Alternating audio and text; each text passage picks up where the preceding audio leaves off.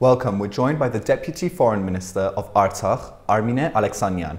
Deputy Minister, thank you very much for your time. Thank you for the opportunity. So the Armenian government has been pushing for the idea of recognizing Artsakh's independence.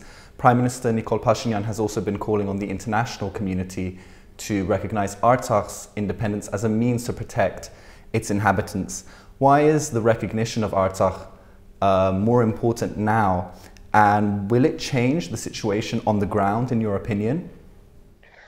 Well, I think that recognition is very important, especially now due to the fact that it will give us more political and legal mechanism for the protection of the people of Artsakh from external threats. And it will also allow Azerbaijan to understand the realities and restore peace in the region. Some are stating that even if Azerbaijan doesn't recognize the independence of Artsakh, there could be a remedial recognition of the fact of secession. What do you think about this?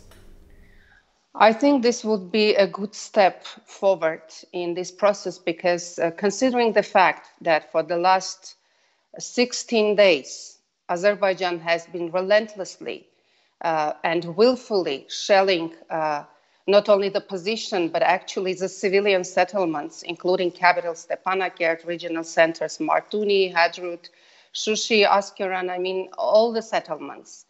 And I think remedial recognition could be an option that could actually help the situation and restore peace, indeed.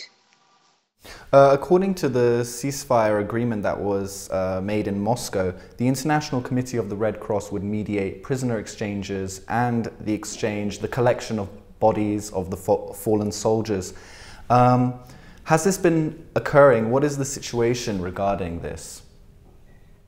The situation as of today is from our part, our commission, the Artsakh Commission on Prisoners of War, Hostages and Missing in Action, has done everything in its powers, all the preliminary works needed to actually start this process. But for this process to start, first of all, we need the total comprehensive observance of the ceasefire. And as you may know, Azerbaijan to this day has not ceased hostilities on the ground. And until the hostilities are ceased, until there is full ceasefire, Red Cross will not intervene.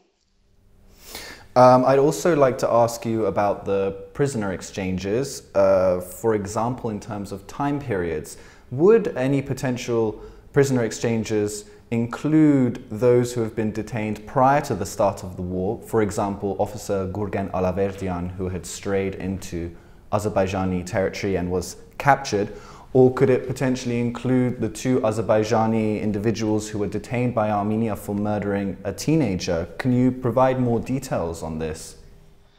We are interested in returning all of our co-countrymen back to their homeland, and this is one of the tasks that we should implement. But as I said, this has to be a further step for actually starting the process. We need, first of all, to observe the ceasefire.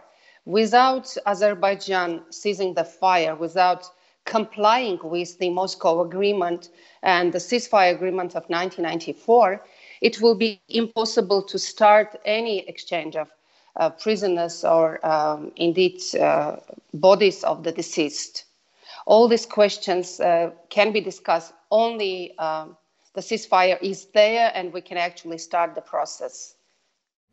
Pashinyan's government and the Armenian side has been pushing for the participation of the Nagorno-Karabakh Republic in any negotiation or peace talks, but this has been flat out rejected by Baku. Can you explain why the Armenian side wants Artsakh to be represented at the negotiations table? Well, first of all, let's not forget that Artsakh was a party to negotiations until 1997. And it was Artsakh who signed, alongside with Armenia and Azerbaijan, the ceasefire agreement. And let's also recall that all the tangible progress that was made during the negotiations was at the time when Artsakh was part of negotiation, and including the most important one, that of reaching the ceasefire agreement in 1994.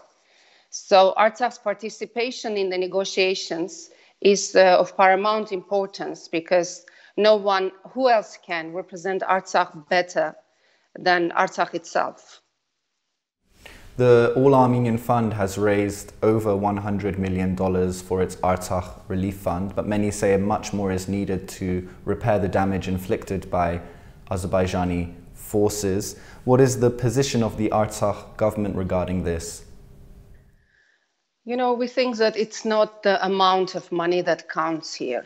It is more the unity of our nation that is encouraging here. The fact that we know that we have the whole Armenians of the world backing us, that is of more importance and gives us more strength than any sum of money that can be gathered. I'm sure that if we're united and we work towards it together, we are able to overcome any hindrances on our way. And I think that is unity and standing side by side. That is what counts, not what is the amount, small or large. It doesn't really matter in this issue, not so much.